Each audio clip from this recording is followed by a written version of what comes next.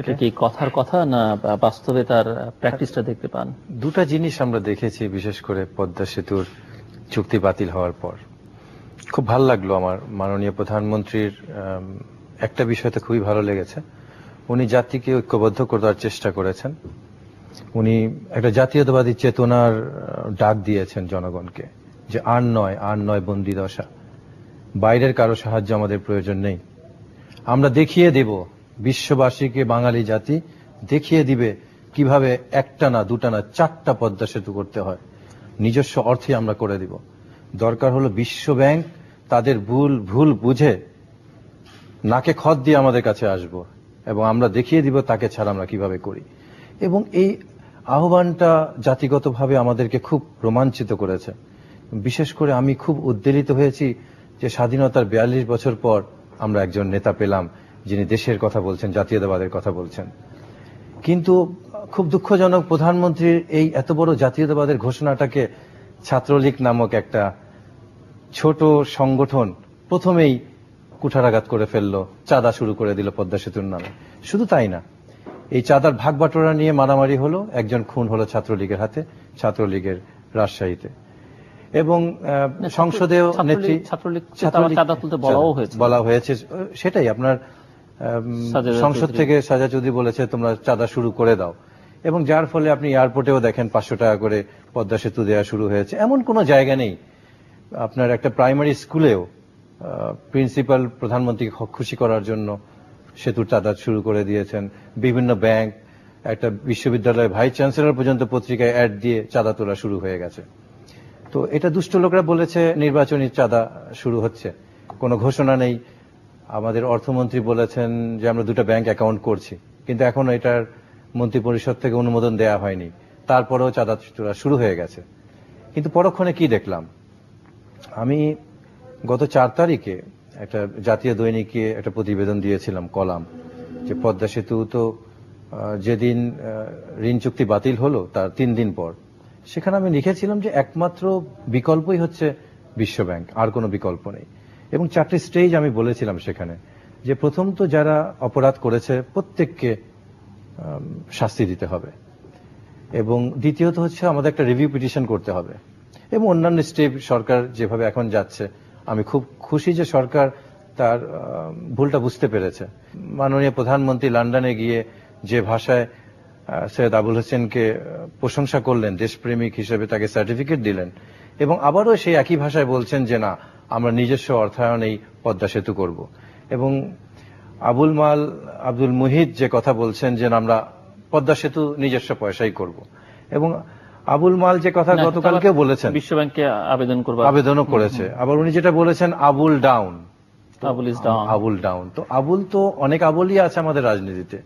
একসময় ইমদাদুল হক মিলনের একটা নাটক ছিল, বিটিভিতে দেখানো হতো, আমাদের বিক্রমপুরের একটা নাটক।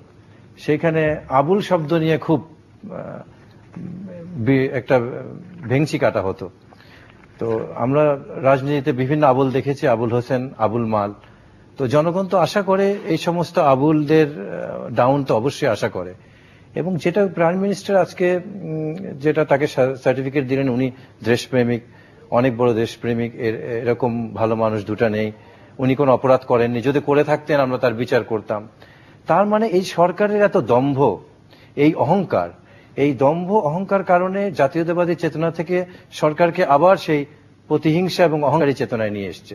দ্বিতীয় সরকার যেটা করলো, এই জাতীয়তাবাদী চেতনার পাশাপাশি একটা ষড়যন্ত্র তত্ত্ব আবিষ্কার করলো, যে এটার পেছনে একটা ষড়যন্ত্র আছে। কি, বিশ্ব ব্যাংকের বিদায়ী প্রেসিডেন্ট উনি আমাদের সাথে ষড়যন্ত্র করেছেন, ডক্টর মোহাম্মদ ইউনূস এটা করেছেন, উনার কারণে এটা বন্ধ হয়ে গেছে। এই যে ষড়যন্ত্র তত্ত্বগুলা তারা মনে করে এবং জনগণকে যেভাবে বুঝিয়েছে যে বিশ্ব ব্যাংকের নিজের কোনো অডিট নাই, বিশ্ব ব্যাংক কি করে না করে তাদের হিসাব দিতে হবে, তাদেরকে প্রথম আসতে হবে তোমরা ভালো কি মন্দ, তোমরা চোর কি না। এবং এই সমস্ত বলাতে সরকার যেটা দাঁড়াবার চেষ্টা করেছিল, যে মনে করেছিল বিশ্ব ব্যাংক এবং আন্তর্জাতিক রাজনীতি কিংবা বিশ্ব ব্যবস্থাপনা বোধহয় মির্জা ফখরুল ইসলাম আলমগীর কিংবা মোয়াজ্জেম হোসেন আলাল, যে কোনো সময় একটা মামলা দিয়ে ভিতরে ঢুকিয়ে কিছু পিটাপিটি করলাম, যখন খুশি বেইল দিলাম, যখন খুশি তাকে অ্যারেস্ট করলাম। এটা মনে করেছে তাদের একই কারণে গত 3.5 বছরে সরকারের সাফল্য রাজনৈতিক ক্ষেত্রে এত বেশি যে তারা যখন যেটা চেয়েছে একটা বড় ধরনের বিজয় নিয়ে সরকার গঠন করেছে। প্রথমত এসেই তারা অনেকগুলো হত্যাকাণ্ডের বিচার করলো, এটা অবশ্যই প্রত্যাশিত ছিল। অনেক ভালোকে মন্দ করেছে, মন্দকে ভালো করেছে। বিরোধী দলের কোনো অস্তিত্ব তারা রাখেনি, মাঠে দাঁড়াতে দেয়নি, তাদের কার্যালয় পর্যন্ত তারা দাঁড়াবার কোনো সুযোগ পায়নি। এবং একটার পর একটা দমন নিপীড়ন এমন ভাবে করা শুরু করেছে, সিলেটের একটা বড় ধরনের নেতা এবং বিরোধী দলের সাংগঠনিক সম্পাদককে গুম করে ফেললো, তার বিরুদ্ধেও কেউ কিছু করতে পারলো না। সাংবাদিক হত্যাকাণ্ড হলো, সেখানেও কিছু করতে পারলো না।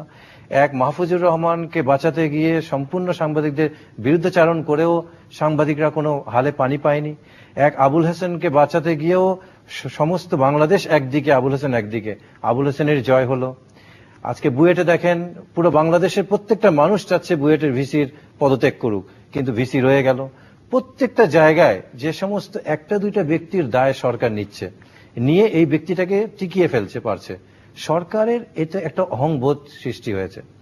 সরকারের এত বেশি কনফিডেন্স, সেলফ কনফিডেন্স যখন এত বেশি হয়ে গেছে, সরকার তখন মনে করেছে যে কিসের নোবেল, কিসের ডক্টর ইউনূস, কিসের বিশ্ব ব্যাংক, কিসের IMF, এগুলোকে আমরা তো আক্কাই করি না। এরা চোর, এরা নাকে খত দিয়ে আমাদের কাছে আসবে। কিন্তু দুঃখজনক যেটা আপনি বললেন, আত্মমর্যাদা, খুব দুঃখজনক। আমাদের আত্মমর্যাদার জায়গাটা প্রধানমন্ত্রী যে আশ্বাস আমাদেরকে দিয়েছিলেন, যে স্বপ্ন আমাদেরকে দিয়েছিলেন, দেখিয়েছিলেন, আমরা সেটা কি দেখলাম? যে আমরা নাকে খত দিয়েই আমাদের বিশ্ব ব্যাংকের কাছে, আমি তো বলবো এটা রিভিউ পিটিশন না, এটা মার্সি পিটিশন আমরা দিয়েছি।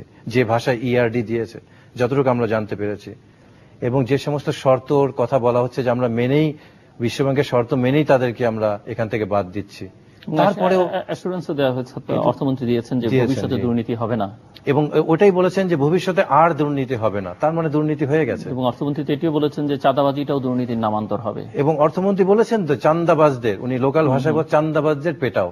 এই ছাত্রলীগকে পেটাবার সাহস কারো আছে বাংলাদেশে? কিন্তু তারাই বলছে পেটানোর কথা। কিন্তু আপনি যেটা বললেন আত্মমর্যাদা, আত্মমর্যাদা তো আমাদের জাতিগতভাবে আমরা, আপনি বলছেন ভুলুণ্ঠিত হয়েছে, ভুলুণ্ঠিত একেবারেই আমাদের শেষ করে দিয়েছে। যেটা করা দরকার ছিল, যদি করতে পারতো ভালো, এখনো সময় আছে, কিন্তু সেটা বাস্তবতা সম্মত নয়। যেটি ওনার কথা প্রতিমান হচ্ছে যে বলে কই আত্মমর্যাদা, মানে আত্মমর্যাদার কথা বলে এমন কিছু কাজ করা হলো যে চোখে আঙুল দিয়ে দেখে দেওয়া হলো যে আমাদের মর্যাদা নেই আসলে। জি, আমি একটা প্রশ্ন রাখতে চাই তুহিন ভাইকে, সেটা হচ্ছে যে আমি উত্তর এখন যাচ্ছি না, আপনি পরে দিবেন। সেটা হচ্ছে আসলে পদ্মা সেতু আপনি চান কিনা? নিশ্চয়ই এটা উত্তর